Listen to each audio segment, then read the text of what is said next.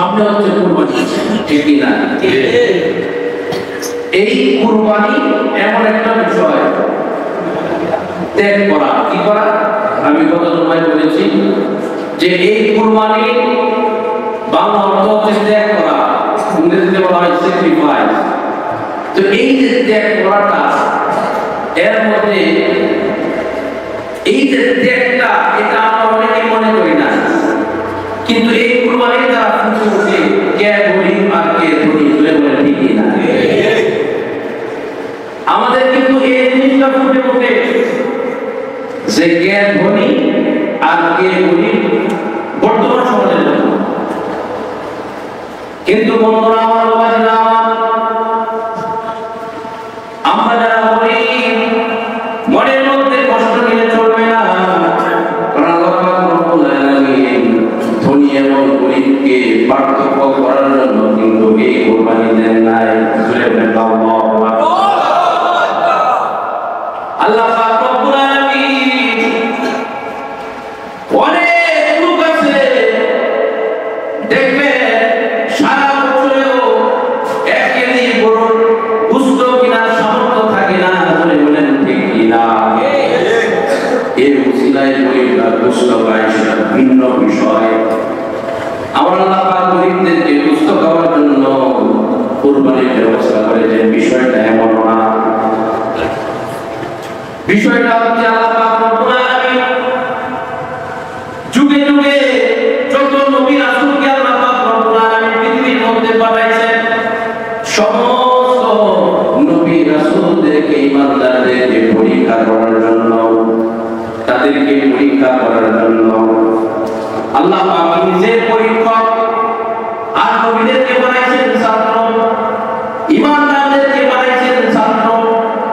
নবী এবং ইমানদার বান্দাবান্দিদের জন্য আল্লাহ পাক রব্বুল আলামিন যুগে যুগে পরীক্ষা দিয়েছেন।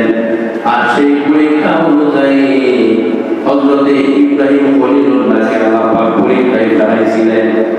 এই পরীক্ষার মধ্যে ইব্রাহিম নবী সন্তান হয় না, আপনারা এই আলোচনা জানেন।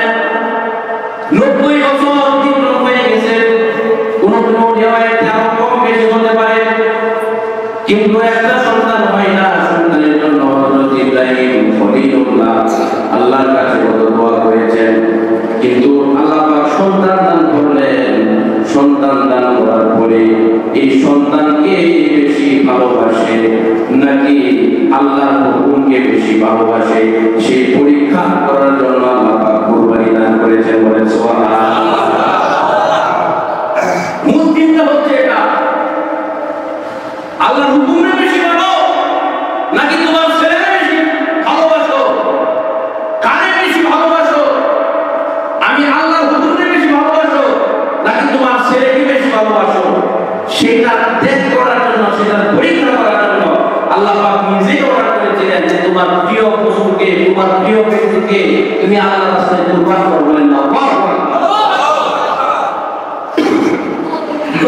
আল্লাহ পাক রব্বুল আলামিন এই ব্যাপারে 22 নম্বর সূরার মধ্যে, সূরা হজে 37 নম্বর আয়াতের মধ্যে আল্লাহ পাক রব্বুল আলামিন বলেন, বিসমিল্লাহির রাহমানির রহিম।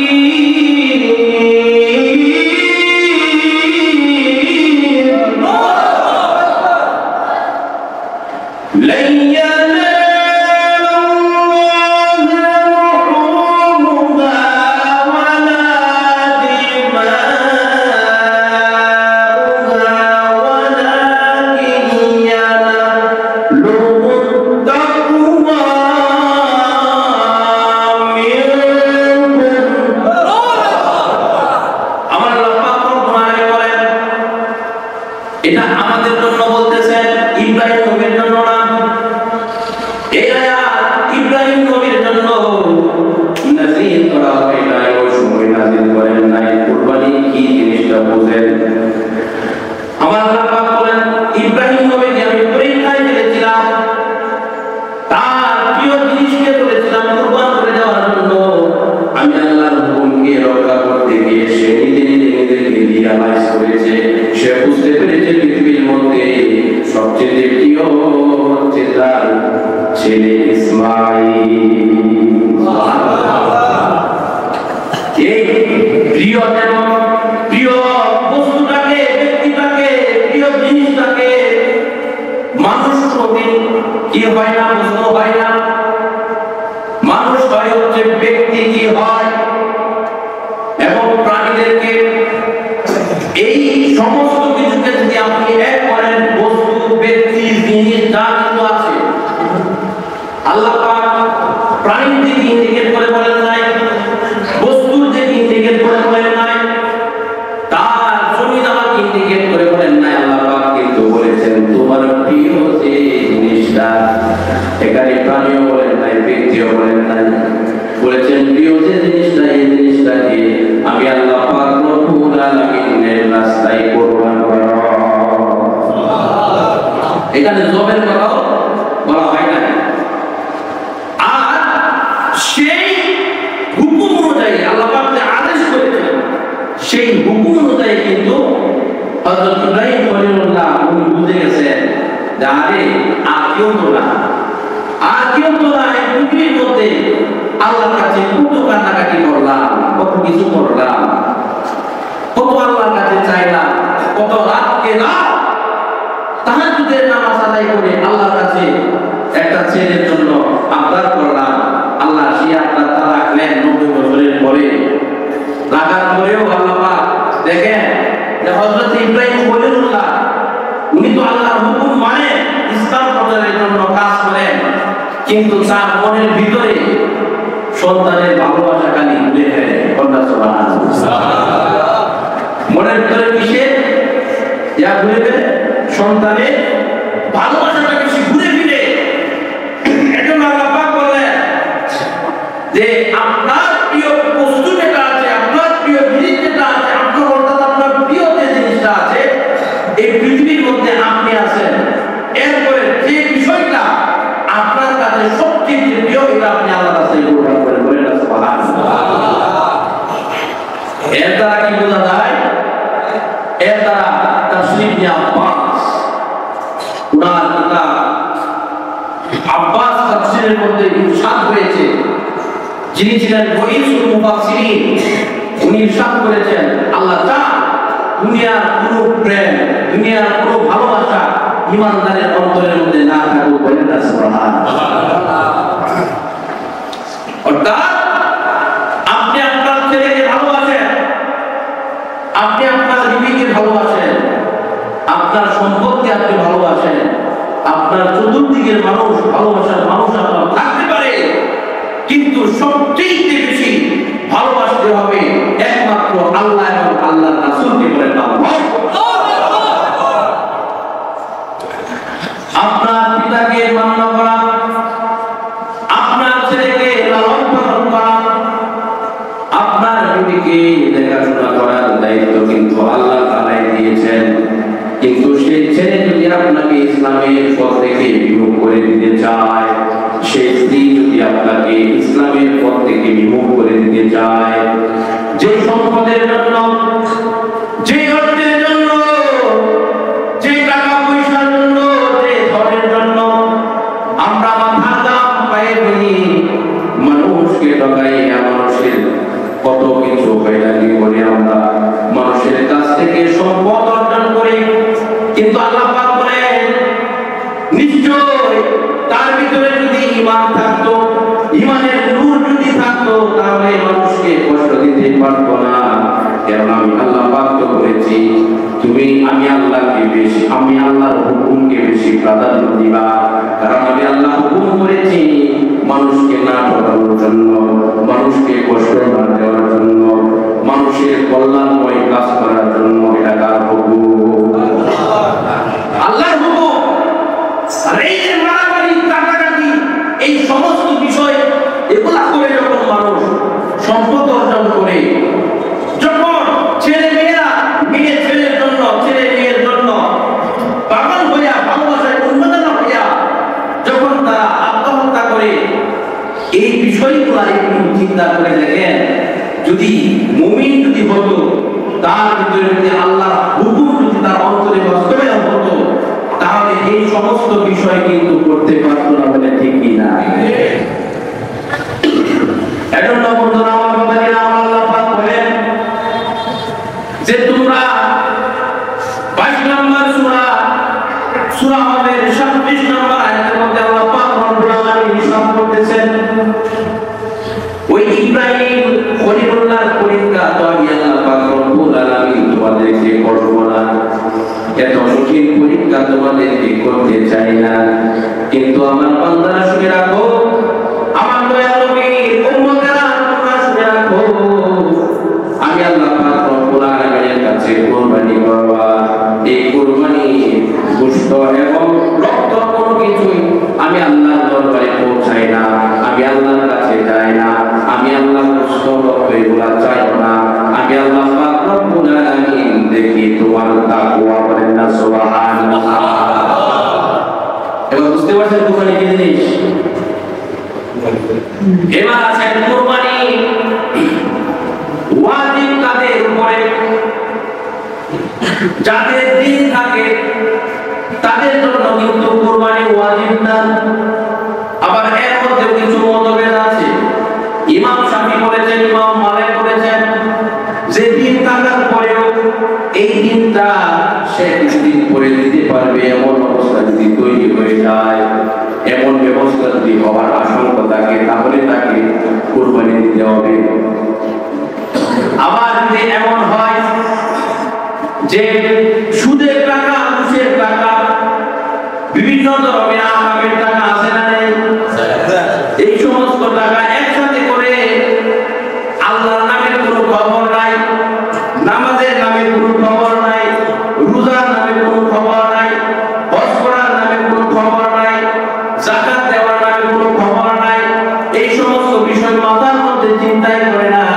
কিন্তু কুরবানি ঈদের সময় যখন চলে আসবে, তখন কোনটা কোনটা ওইটা দেখে দেখে কুরবানি দেওয়ার জন্য আগে থেকে টাকা রেডি করে রাখে।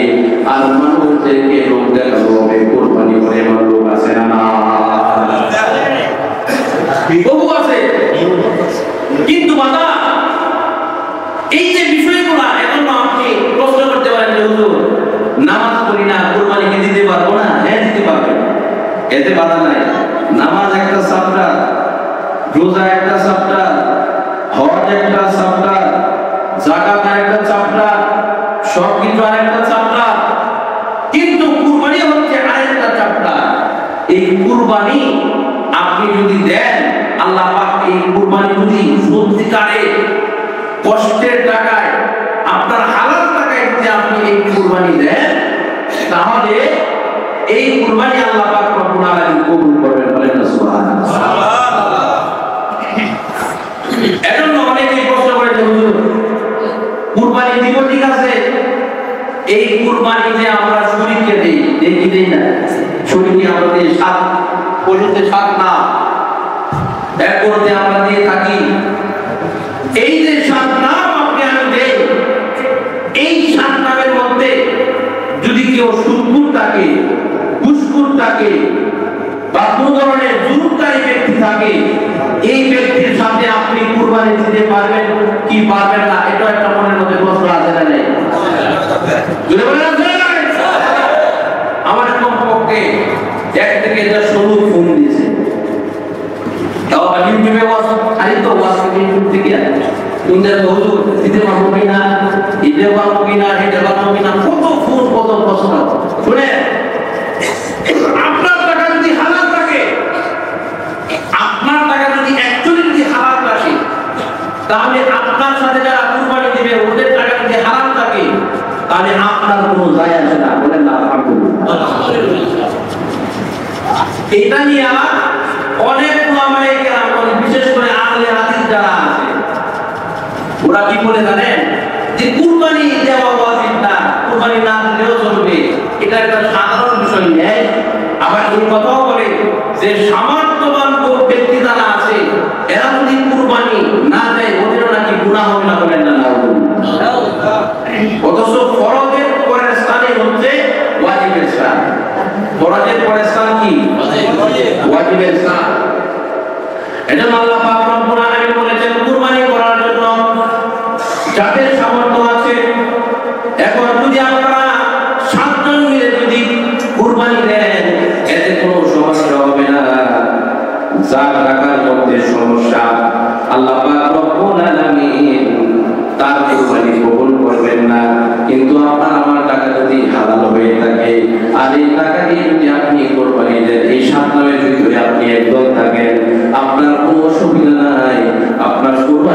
পাক কবুল করবেন, বলেন না সুবহানাল্লাহ। আমি এই ব্যাপারে অনেক গবেষণা করছি, অনেক ভাবছি, তো এগুলা যে আল্লাহ আসলে একটু বিবেক দিয়ে একটু খুঁজেন, এটা তো মাছ আমার দরকার নাই। আপনি পারতেছেন না একটা গরু একা একা কিনতে, 7 জন মিলে কিনছেন, 7 জন মিলে কেনার পরে আপনার টাকায় যে বুঝলো এটা তো আপনি নিয়ে আসেন, আপনি নিয়ে আনবেন, কেউ কি জোর করে বেশি নিয়ে আসে? কমপক্ষে আমি এটা বিশ্বাস করি কুরবানির বুঝতো এক টুকরা বুঝতো কেউ জোর করে বেশি নিতে চাবে না, আমরা ঠিক না? তা আপনার টাকা নিয়ে আসলেন, অসুবিধা কি? কোনো অসুবিধা নাই। এরপরে আরো প্রশ্ন আছে যে বলে হুজুর, ও হুজুর, এই কুরবানির নামের সাথে কুরবানির পশুর সাথে হুজুর আমি তো একা এক কুরবানি দিতেছি, হুজুর এই গরুর মধ্যে তো 7টা নাম দেওয়া যায়, হুজুর বলে ঠিক না? 7টা নাম দেওয়া যায়, এই এগুলা বুঝেন, এগুলা কিন্তু মাসআলা অঙ্কের মতো। আপনার একটা গরু আপনি নিজে দিতেছেন, এই গরুর ভিতরে 7টা নাম দেওয়া যায়। এখন আপনি আপনার ছেলে মেয়ের আকিকা তো থাকে, তাকে কি থাকে না? অনেকে বলে হুজুর ছেলের ক্ষেত্রে নাম কয়টা দেব, 2টা না 1টা, আর মেয়ের ক্ষেত্রে নাম কয়টা দেব, 2টা না 1টা। অনেকে প্রশ্ন করে থাকে। আবার বলে যে গরুর কুরবানির সাথে আকিকার নাম দেওয়া যাবে কিনা? উত্তর হচ্ছে আপনি আকিকার নাম আপনি দিতে পারবেন, এটা হচ্ছে প্রথম উত্তর। দেওয়া যাবে যদি কোনো মারাতে থাকে আল্লাহর নামে, যে একটা নাম দেবো আমি আল্লাহ, আমার এই কাজ যদি সাকসেসফুল হয়ে যায়, আমি যদি পরীক্ষায় পাস করি, বা আমার যদি কোনো চাকরি হয়, বা আমার যে কোনো কিছু মনের আশা পূরণ হয়, তাহলে আমি কুরবানির সাথে একটা নাম দিয়া আপনার রাস্তায় দিব, বলেন আলহামদুলিল্লাহ। এটাও আপনি দিতে পারবেন, আকিকাও আপনি দিতে পারবেন। এই আকিকার মধ্যে ছেলের নামেও এক নাম, মেয়ের নামেও এক নাম, বলেন আলহামদুলিল্লাহ। আর কোন বেদার আছে? এই মাসআলাগুলো আমাদেরকে জানা আবশ্যক, কারণ এগুলা নিয়ে মারামারিও হয়, বলেন ঠিক কি না? তো সাধারণ মুরব্বিরা কিছু জানে না, পড়ালেখা নাই, তো আন্দাজে একটা বলে দেয় আমার দেওয়া যাবে না, কিসে দেয়া? আরে বাবা, আকিকার নিয়ম হচ্ছে আপনি আপনার যখন সন্তান হয়ে যাবে, হোক সেটা ছেলে হোক সেটা মেয়ে, 7 দিনের ভিতরে আপনি যদি দিতে পারেন এটা সবচেয়ে ভালো। বুঝতে পারছেন? কত দিনের ভিতরে? 7 দিনের ভিতরে যদি আপনি কুরবানি দিতে পারেন, আপনি আল্লাহর নামে কুরবানি দিতে পারেন, আকিকা দিতে পারেন, এটা তো কুরবানি। আকিকা কি কুরবানি না? আল্লাহর নামে তো কুরবানি। তাহলে আপনার সবচেয়ে উত্তম এটা সুন্নাত পন্থা, এটা সবচেয়ে ভালো। আর এই আকিকা দিলে সন্তানের যত বালা মুসিবত আছে, রোগ বালা আছে, সব কিছু আল্লাহ পাক রব্বুল আলামিন এর ওসিলায় দূর করে দেন, বলেন আলহামদুলিল্লাহ। এজন্য বাচ্চা হলে আপনি বসে থাকবেন না যে আগামী কুরবানি আসবে, আগামী কুরবানি আসার পরে এই গরুর সাথে নাম দিয়ে দেব, এরকম নিয়ত করা ঠিক না। আর যদি কেউ নাই পারে, বেদালে থাকে, তার আর্থিকভাবে সচ্ছল না, তাহলে সেটা ভিন্ন কথা। এবার আসেন নাম নিয়ে, আমি কিন্তু প্রত্যেকটা ঘটনা আপনাদেরকে ভেঙে দিচ্ছি, কারণ এগুলা নিয়ে অনেক ধরনের প্রশ্ন আসে, এগুলা নিয়ে অনেক ধরনের তর্ক বিতর্ক আসে যে হুজুর এইভাবে নাম দেওয়া ঠিক কিনা। অনেকে প্রশ্ন করে কি করে না, অনেকে তো হুজুর আল্লাহর নামে কুরবানি দিব, নাম দিয়ে কি করবেন আপনি? আল্লাহ দেখবে আল্লাহর নামে কুরবানি দেব, নাম দিয়ে আপনি কি করেন? নাম কেন দিব? নাম দেওয়ার দরকার নাই। আবার ইউটিউবের মধ্যে, ফেসবুকের মধ্যে আপনার আমার মতো এইভাবে টুপি লেবাস লাগাই ওই কিন্তু বেদাল লাগা, ওই কি নাম দেওয়ার দরকার নাই, আল্লাহর নামে তো দিব, কোনো নাম দেওয়ার দরকার নাই। আরে বাবা, আমরা যে নামাজ আদায় করি কার কুদরতি পায়ে সেজদা দেই? আল্লাহ। এই কথা বলেন, কার কুদরতি পায়ে? আমরা কাবার দিকে মুখ করে ফিরে কি করি? কিবলা মানে নামাজ আদায় করি। তাহলে যোহরের নামাজের এক নিয়ম, আসরের নামাজের আরেক নিয়ম। কেন ভিন্ন কিনা? যদি বলেন ভিন্ন কিনা?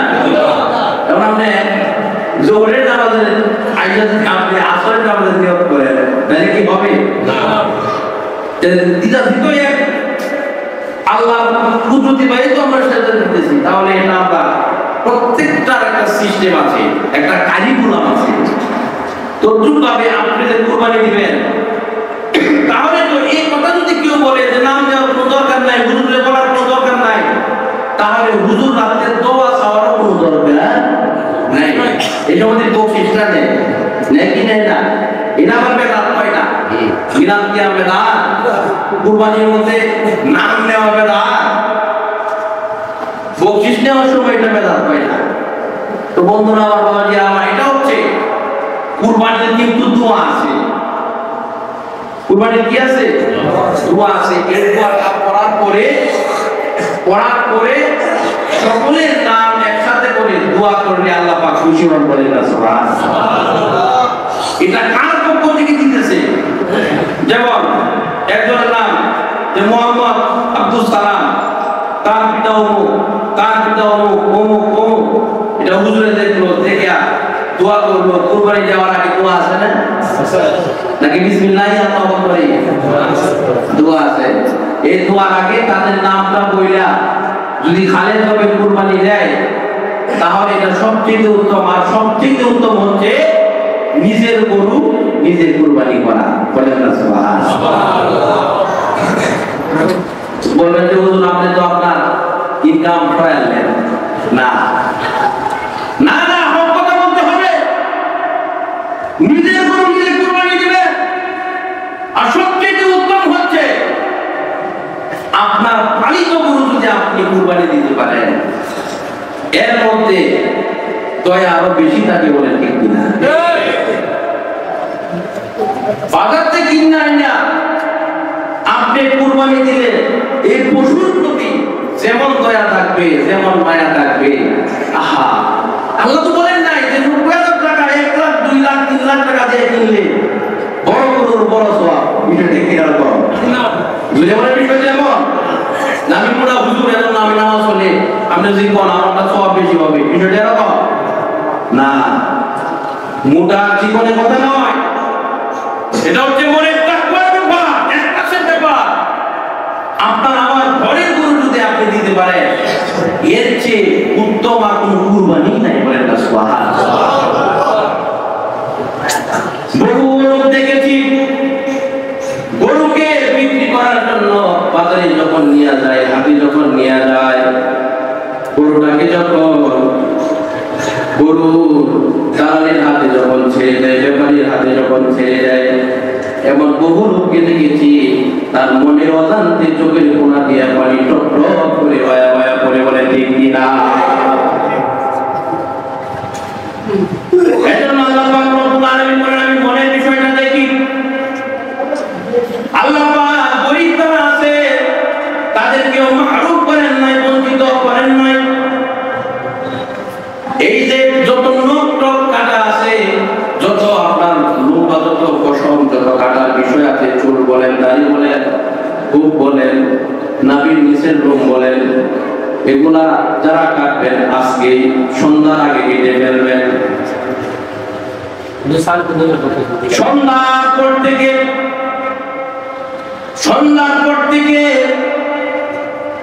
আপনি বুঝেন না?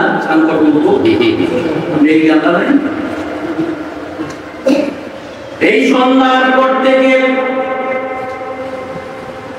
আপনি কুরবানি কিনে দিবেন। বিশেষ করে ওনাকে ইন্ডিকেট করে সহিহ হাদিস বুখারীর মধ্যে ইরশাদ রয়েছে,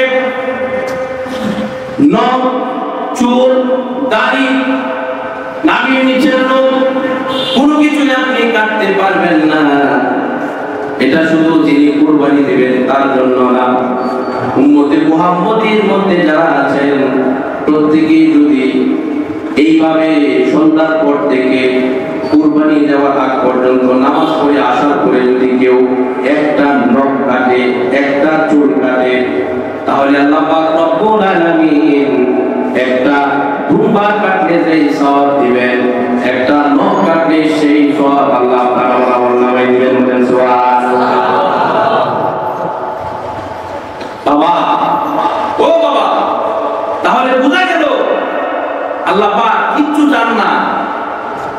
কুদসির মধ্যে তো আল্লাহ পাক নিজেই বলে দিয়েছেন এই দুনিয়ার ধন সম্পদ টাকা পয়সা যা কিছু আছে যত অর্থ সম্পদ যা কিছু আছে এগুলোকে যদি আল্লাহ পাক রব্বুল আলামিন একটু মূল্যায়ন করতেন তাহলে কাফের মুশরিক বেঈমান যারা আছে ওদেরকে এক ফোঁটা পানি আল্লাহ পাক দিতেন না। বলেন না সুবহানাল্লাহ। আল্লাহ পাক হাদিসে কুদসির মধ্যে বলেন যে আমি এই পৃথিবীর ধন দৌলতকে সম্পদকে তোমাদের শরীরের মধ্যে মশা বসে এই মশা জীবিত থাকা অবস্থায় তার একটা দাম আছে, কারণ সে একটা প্রাণী, তার কি আছে দাম আছে। আমরা বলে দিই মশা নেই আছে যদি বলে ঠিক কিনা। আর যখন মশা পড়ে থাকে কেউ জিগাও না তা ভাও দেয় না। আল্লাহ পাক বলে যে পৃথিবীর ধন সম্পদ টাকা পয়সা আপনার গুপ্তধন যা কিছু আছে সবকিছুই এই মরা মশা ডানার চাইতে আরো বেশি নিকৃষ্টতম আমি আল্লাহর কাছে। বলেন না সুবহানাল্লাহ। আসুন আমরা এই কুরবানির গরু কিনবো।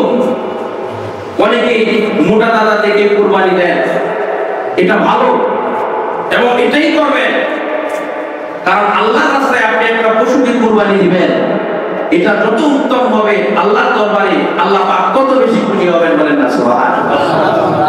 এখন কেউ যদি এটা টার্গেট করে যে এই গরুটার মধ্যে গোশত বেশি এটা কিনবো, ওই গরুটার মধ্যে গোশত বেশি এটা কিনবো, অনেক হুজুরে ফতোয়া দেয় যে এগুলা না দেয় কোনটা না উঠবি না, এগুলা জায়েজ। আপনি টাকা দিয়ে কিনবেন, দেখে কিনবেন। যে গরুর গোশত বেশি, যে গরু দেখতে সুন্দর, আল্লাহ রাসূল হাদিসের মধ্যে বলে দিয়েছেন এই গরু কিনবা, দেখে দেখে কিনবা। কারণ এই গরুর গোশত যখন বন্টন হয় 3 ভাগের 1 ভাগ তো গরিবরা খায়। বলে বলেন ঠিক কিনা? আমরা যারা গরিব আছি আমরা তো খাই। বলে বলেন ঠিক কিনা? তাইলে মুড়া দাদা যদি হয় পশুটা গোশত যদি একটু বেশি হয় গরিবের কাছে একটু বেশি যাবে। বলে বলেন ঠিক কিনা? এজন্য আসুন আমরা দেখি আমরা কেমন কেমন পশুকে আমরা আল্লাহর রাস্তায় কুরবান দিতে পারবো। এখানে হাদিসের মধ্যে ইরশাদ হয়েছে হিদায়াত 4th খণ্ড 103 নম্বর পৃষ্ঠার মধ্যে ইরশাদ হয়েছে কি কি পশু আমরা আল্লাহর রাস্তায় কুরবানি দিতে পারবো। এর মধ্যে 6টা পশুর কথা উল্লেখ হয়েছে। 1 নম্বর হচ্ছে উট। 1 নম্বর কি? উট। এগুলোর মধ্যে বয়স নির্ধারণ করা হয়েছে। এই উট কমপক্ষে তার বয়স থাকতে হবে 5 বছর। কয় বছর? 5 বছর। এগুলো কিন্তু আমাদের জানা আবশ্যক। যদি আমরা উট কুরবানি দেই তাহলে উটের বয়স থাকতে হবে কমপক্ষে 5 বছর। এরপরে গরু এবং মহিষ যেটা আমরা দিয়ে থাকি, এই গরু এবং মহিষ কমপক্ষে 2 বছর থাকতে হবে। কয় বছর? 2 বছর। এরপরে দুম্বা, ভেড়া, ছাগল এগুলা 1 বছর কমপক্ষে থাকতে হবে। তবে এর মধ্যে কিছু মতভেদ আছে। যেই ভেড়া, ছাগল, দুম্বা মনে করেন যে একটু নাদুস বেশি, এর মধ্যে কিছুদিন অতিক্রম মানে কম হইলে কোনো অসুবিধা নেই। এটা আমাদের খেয়াল রাখতে হবে। তাহলে উটের কথা বলে লাভ নাই, যেহেতু আমরা উঠতেই না। গরু কমপক্ষে 2 বছর, দুম্বা, ভেড়া, ছাগল কমপক্ষে 1 বছর। এরপরে আমরা কি কি এই পশু যে আমরা কুরবানি দিব, কি কি ক্ষতি থাকলে পশুর মধ্যে কি কি অসুবিধা থাকলে আমাদের কুরবানি হবে না, এটাও আল্লাহ রাসূল সাল্লাল্লাহু আলাইহি ওয়াসাল্লাম আমাদেরকে ইবনে মাজাহ শরীফে 3144 নম্বর হাদিসের মধ্যে আল্লাহ রাসূল ইরশাদ করে গেছেন। বলেন আলহামদুলিল্লাহ। এর মধ্যে 1 নম্বর হচ্ছে এই কুরবানির পশু যদি অন্ধ থাকে তাহলে এই অন্ধ পশু দ্বারা কুরবানি হবে না।